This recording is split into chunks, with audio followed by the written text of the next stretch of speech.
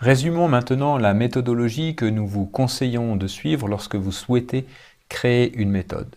Le tout premier aspect est de se focaliser d'abord sur ce que doit faire la méthode, c'est-à-dire sur le quoi et non pas sur comment faire ce que doit faire la méthode. Donc bien se préoccuper sur qu'est-ce que doit faire la méthode et en particulier éviter que la méthode fasse des effets qui ne sont pas désirés, ce que l'on appelle des effets de bord. Comme nous avions vu dans la vidéo sur les entêtes des méthodes avec l'exemple de la méthode racine carrée, SQRT.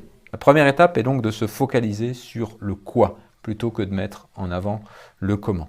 Une fois que ceci est clair, vous pouvez alors passer à la deuxième étape qui est qu'est-ce que doit recevoir la méthode du reste du programme pour pouvoir fonctionner, pour pouvoir faire ce qu'elle a à faire. Par exemple, si la méthode s'appelle f et que je fais un appel ici, qu'est-ce que le reste du programme doit passer à cette méthode pour pouvoir fonctionner. Troisième étape, vous demandez quel est le type de retour, qu'est-ce que retourne la méthode au reste du programme.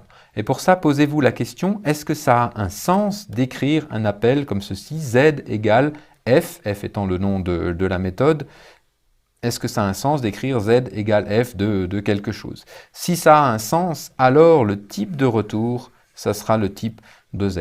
Par exemple, écrire z égale sqrt de 2, ça a un sens, et donc le type de retour de la méthode sqrt, ici, doit être le même que le type de z dans cet appel, ça serait donc typiquement un double. Si ça n'a pas de sens d'écrire z égale appel de la méthode, alors la méthode ne doit rien retourner et donc son type de retour, entre guillemets, serait le type void. Ensuite, quatrième étape, maintenant et seulement maintenant, vous devez vous préoccuper du comment. Comment j'écris le code, comment je construis cette valeur de retour que la méthode doit retourner au reste du programme. Prenons maintenant un exemple concret. Supposons que l'on veuille par exemple créer une méthode qui demande un nombre à l'utilisateur et par exemple que ce nombre soit compris entre deux bornes. Donc on demanderait à l'utilisateur d'entrer un nombre entre 1 et 10. En suivant la méthodologie, on commence donc par bien se poser la question de ce que l'on veut faire et à ce stade-là, donc bien concevoir la méthode. Et là, je vous conseille par exemple de commencer par taper des commentaires qui indiqueraient clairement ce que vous voulez faire. Donc par exemple ici, clairement indiquer que c'est une méthode qui demande un nombre à l'utilisateur et que ce nombre doit être compris entre deux bornes que l'on passera en paramètres. À ce stade-là, on peut aussi commencer par fixer le nom, choisir le nom. Donc par exemple, le nom de la méthode pourrait être demander nombre. Cette étape, qui consiste à clairement spécifier ce que doit faire la méthode, qui s'intéresse donc au quoi, ce que doit faire la méthode, et non pas au comment, est essentiellement conceptuelle. Mais elle est fondamentale pour le bon développement de la méthode, et donc elle n'est pas à négliger. On peut alors passer à la deuxième étape, qui consiste à se demander quels paramètres doit recevoir la méthode en question. Donc ici, on a décidé qu'elle recevrait deux paramètres.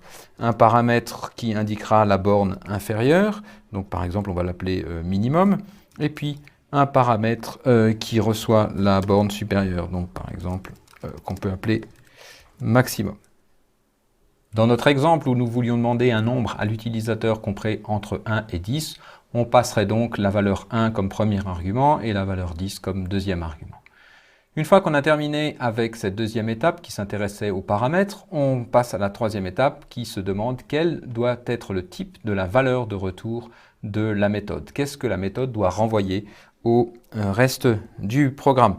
Et pour cela, je vous conseille donc d'écrire une affectation du genre z égale appel de la méthode. Donc ici, z égale demander nombre. Dans le cas par exemple précédent, on va mettre entre les bornes, donc disons 1 et 10, et donc se demander si un tel appel a un sens.